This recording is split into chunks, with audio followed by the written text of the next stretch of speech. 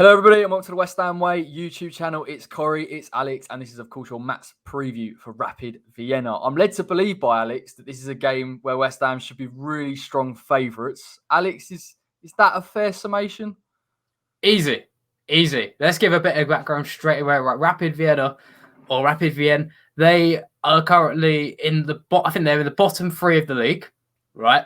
They have a manager who has got the pressure on him to be sacked. They've got 8 points from 8 games. Their goal difference is 0.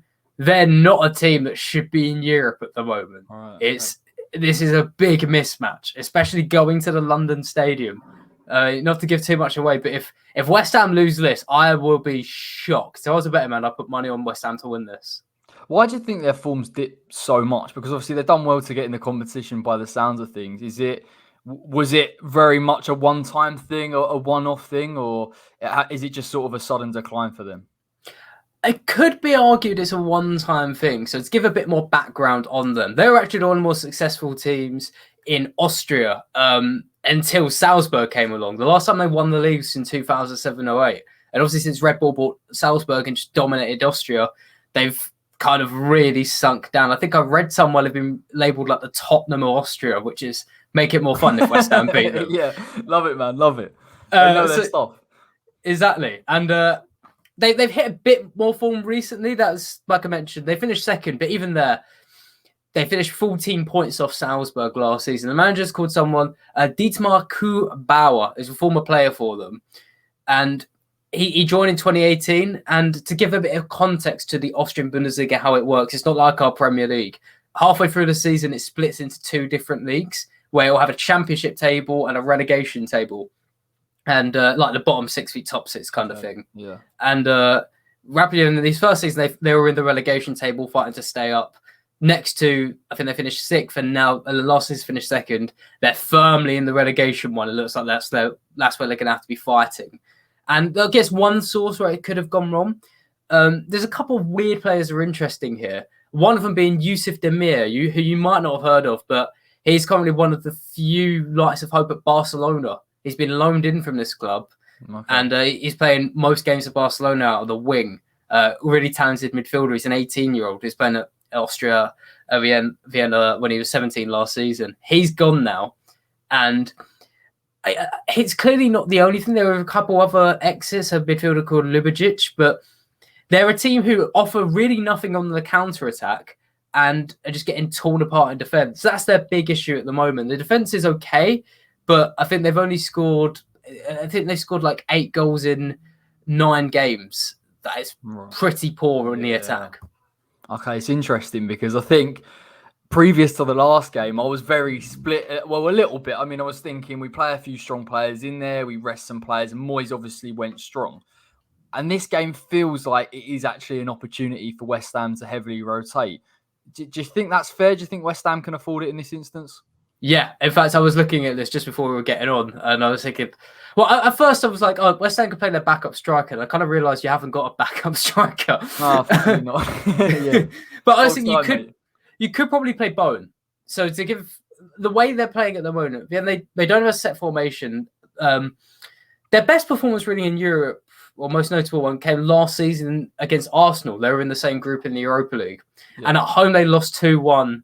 And the thing is, they're not a team. This is what fills me with encouragement. They're not a team who historically have sat back against big sides. Against Arsenal, they were pushing up quite high and looking to try and press them and win the ball.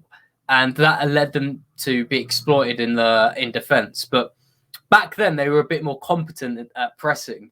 So my thing is as well, if they could do this against West Ham, it's not going to be like I don't think it's going to be a team who are going to sit back and like a Burnley and make it really annoying for you guys. So I think they're actually going to give quite a lot of space up in defence. They did so against Genk on match day 1, where players like Bowen up front or Vlasic will have space to thrive. Like you won't need Antonio to hold the ball up or just bully players out of the way. Like I think you really could rest players here. Seems interesting because I think for the past couple of games for West Ham, it has been a bit of an experiment from Moisey in terms of trying to play out from the back and trying to play out from presses. I'm not saying it's going to be like that every week, but in terms of I think what he wants to do long term, it is an opportunity to strengthen that aspect of West Ham's play. Obviously, we played against Leeds, probably one of the best pressing sides when they're absolutely on it, and we struggled. So I think it's a good opportunity here, particularly in the Zagreb game. What really impressed me with West Ham was runners in beyond and the willingness to try and play over defensive lines. Sometimes West Ham can be a bit pedestrian in the build-up play, and we're fantastic in transition, but when we're in possession, it's a little bit slower. I think maybe the willingness here to go over, to get a runner in beyond. It's a shame Fredericks, I don't think it's going to be fit for this one, because I thought we had a really good game against Zagreb, a decent start against Manchester United, and it's a shame that he's not here because he showed a lot of willingness and, again, a lot of pace. Let's talk about your mate, Alex Kral. You've been quite a big advocate of him. Obviously, I think he had a poor Euros. I think that's fair to say. There was a bit of trepidation coming in. We give him the benefit of the doubt, obviously, because of his relationship with Declan Rice, Thomas Souček, and David Moyes bringing him in and having a good track record. Again, do you think this is a good opportunity to bring him in, to bed him within the squad? Because what I was really impressed with Kral was his ability to understand his role in a defensive midfielder position, and then we know he's more of a number 8. How do you see Alex Kral's progression going at West Ham? Oh, that's a great question. I think you would have watched him a lot more than me. I hope he could I expect West Ham in the next couple of years, the sad reality, you will probably lose one of Rice or Souček. I guess maybe you hope it's Souček, but you really don't want to lose either. Yeah, it's a good point, mate. Yeah, I can't deny it. It's probably Declan if we're being honest here. Probably. If it's Declan, I think you might bring in another ball winner, I guess, or maybe Souček will be a bit more reserved. I think Kral's future is, like, the layman term will be more box to box, but he's someone who should provide that defensive solidity. I mean, you said he's understanding his role, like, I guess, like, being a bit more reserved, right, in defence. Well, I think it's interesting because I don't think he's the most mobile player. Like, if we're talking about him as a number 8, I don't feel that he's necessarily quick, but what just impressed me was his understanding and reading of the game and the engine that he's got on him. The level, again, he's not bursting, he's not an explosive player, but in terms of that engine, he's performing at a very similar level across the 90. Those type of players are integral, and I think West Ham last season, defensive midfield-wise, in terms of rotation, we struggle with bless him, Paul Mark Noble, who's up there already, but we just needed a player, I think, that if we can't compete with teams in terms of mobility, we have to have a player that understands, and I just was really impressed generally. I just thought he's a better player, intelligence in terms of his overall position. Yeah, and I guess recruiting players like him, like you outlined there, he's got the right profile, I think, in terms of. So I've been talking to just before I came on, I was talking to Celtic channel. They've just got Leverkusen, and they reminded me of Spurs and Arsenal in terms of they've got players there who may be talented on their day, but they just haven't got the energy or the concentration or the work really understanding, and it's bringing the team down. Who with Kral, like, he's the right type of player because you're not going to get that from him at West Ham. I feel like you kind of said, he's going to provide that same output. And striking me as a player who's, like, the classic phrase, he's always going to give a 7 out of 10 performance. But it's just like you said, smart signing in that aspect where you're going to get a good amount out of him and be strong. But yeah, just going forward, I reckon he should provide a bit more progression-wise. Like you said, he hasn't got the burst. I agree. He hasn't got like a burst of pace, but definitely a Spartak Moscow is someone who's really good at carrying the ball into the box. I think we'll see a bit more of that at West Ham. Hopefully, Moyes lets him off the leash a little bit in that regard. That's what impressed me. His willingness to get in the box when we're in the final third. That balance, because I think, again, I was expecting number 8. His passing wasn't great in the Euros, and that's all I could really go off of. But having that element where he can make a late run into the box and carry the ball into the box is crucial for West Ham, because we've discussed many times, it's all about the overload for West Ham. How many players can you get in there and cause ructions? Again, he's a physical presence in that sense. I've seen his header where it's fallen off his head and it's gone in, so maybe not aerially dominant, but you'd back him. I'm looking forward to seeing him. I would hope he starts in this game. I think you look at West Ham, I think Brentford's not an easy game on Sunday, and I'd like to see some kind of rest for maybe a Souček, possibly. I don't know. I'd like to see us mix and match, if I'm honest. I'd like to see maybe a Declan and a Kral and play it like that. In terms of forward options, and again, it kind of leads into what you've already said, how strong would you go? Because West Ham do have, albeit a lack of a striker, but we do have some fantastic attacking midfielders. Fornals, Benrahma, Bowen, Vlasic. How would you who would you select in that instance? Do you think West Ham need to go full strength, Benrahma, Fornals, Bowen, or do you think we can afford to maybe rest one of those and put Vlasic in?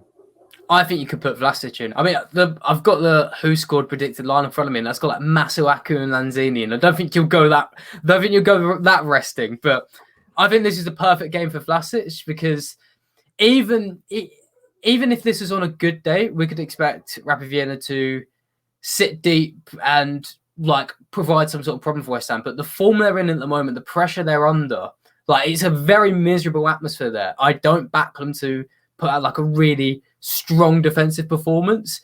So I would put Vlasic in because I reckon if they try and push high, West Ham can play through them and he'll get the space to perform. And if they try and sit deep, I don't think they're going to be strong enough to keep him out the entire 90. And I reckon he'll get chances. And it could be a good time to build his confidence. Because the other players, probably could put Lanzini in and then maybe one of like Fornals and Bowen just to supplement it. But this is definitely the game where Zagreb was more start the strong players and bring him off. You got 5 subs, bring him off if it gets a bit when it gets to 60th, 70th minute. This is more a game where start the reserves and if it gets ropey, bring on the stronger players and you can still probably get something out of it. Yeah, it's interesting you bring up Lanzini because it completely passed my mind. Obviously, he started that game against Zagreb, which you wouldn't anticipate playing in that 10 role, but dropping deeper at times. If we're talking about a team that's poor at pressing, I think Lanzini is nearly perfect. The way he can keep the ball for a player that's predominantly been a number 10 in his career in deep line midfield possession is really impressive to me. And I think that there is an opportunity there for West Ham. When you talk about Rapid Vienna's their poor defence, what are we talking here? Are we talking mobility? Are we talking shape? Are we talking maybe being a little bit too expansive with their fullbacks? Oh, you kind of hit all 3 on the head there, really. Again, so against Genk, that was a good example. Because I think in Austria, there's limited sides, really, where you can get a good grading of how a team plays. Like, for example, whenever a player comes out of Salzburg, always have that pinch of salt ready because there are teams in the Austrian Bundesliga who, against the good sides, will literally sit deep, minute 1, 11 men behind the ball. Like, it'll be like midfield on the edge of the box. But against Genk, who are like quite a big side, Rapid like pressed quite high at times. And that didn't really lead to anything apart from spaces opening up in their defence. Mm-hmm. And there's a player for Genk called Paul Onuachu, who I can't wait to talk about later on coming on the channel because he's a great striker. And they should have known he's a great striker. He just got handed so much space and time inside the box. Like whether it was on a counter attack or whether they were sitting deep and the ball just came into him. So that is kind of where I'm leaning on in terms of if they're getting counter attacked, the protection's not really there and the defense can just be got at. And even sitting deep, the shape isn't really drilled at the moment to the degree of a team where like a Burnley or someone. And maybe it's not necessarily to say they're all bad players because, like I said, there's some weird players in there for anyone who likes really rogue Premier League players. They've got the centre back Kevin Wimmer, who's a former Stoke and Tottenham player. But defence really is just. It might be a case of they've kind of given up on the manager at the moment, like in that bad of a run of form. So. Yeah, so it's a good time to play them in theory because we know how some of these things are out. In theory, this is the best time to play. This is the best side you could play right now.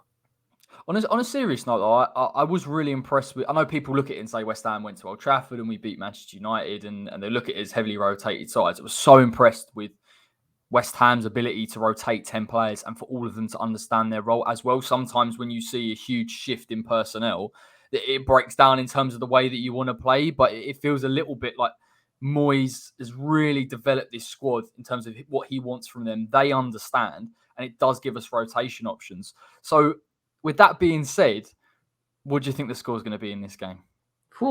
I'm going to go, whenever I do predictions, a little secret, I never say 3 or 4-0 because I like to try and be right with my predictions. So I'm gonna be I'm gonna be boring and say 2-0, but I wouldn't write off more goals. Like especially at London Stadium, this is your first Europa League game, isn't it? Because the other 2 times you went out to Atmosphere is going to be beautiful, mate. I hope Yeah. so. Anyway, you are right. This is the difference. This is why it was so odd to watch that Zagreb game, because it seemed like an incredibly professional performance. The way that we set up, the players that we played. You're right. We've watched West Ham get through in a fair play ruling and then go out before. We've seen it happen again and go out to the same team. So it just feels different. And you are right. It'll be the first time there's been a major Europa League group stage tie, not only at West Ham in a long, long time, if ever, but certainly, since we've moved. So everything's lining up. I'm going to go with this one, 3-1 West Ham. And I feel that Moyes' intention will be start fast and put pressure on them and be in possession a little bit more and dictate the play, get the goals early and then rotate. And I think, to be fair, if he does that, if he still plucks for that strong side, then I'm happy with it. But it is such an interesting conundrum this season for West Ham. I want to know your thoughts, how we are going to deal with the campaign, because the energy against Manchester United lacked just in those last 20 minutes, despite a brilliant game plan. How far do you feel that West Ham can go with? And I don't want to say it like with it over our necks, because it's an absolute privilege to be in there. But where do you think West Ham can go with that in the background? I think you still go. It's a good question. I don't think you'll be as limited as you think. I think after the Zagreb game, that's what, if we're calling this one of the best games to play, in terms of situations, Zagreb is one of the worst. Like, you're going to a horrible place to go historically for away teams, very far away as well on a Thursday night. And it won't be like that all the time. Like, there's a lot of teams in this Europa League who are going through, and they're not all like 700 miles away. Or like, it's not always going to be a hell stereotypical Europa League night. So I think you'll be able to handle it a bit better than you think. As far as like, from watching the Europa League, I don't see why West Ham can't go further than like the round of 16. But even watching Leicester and Napoli are like maybe one of the favourites in this, and obviously the Champions League teams have got to drop down. But West Ham against Zagreb was one of the best performances of 2 weeks ago. So. Yeah. Definitely, like, I'm at this point, I'm saying West Ham getting out of the group quite easily.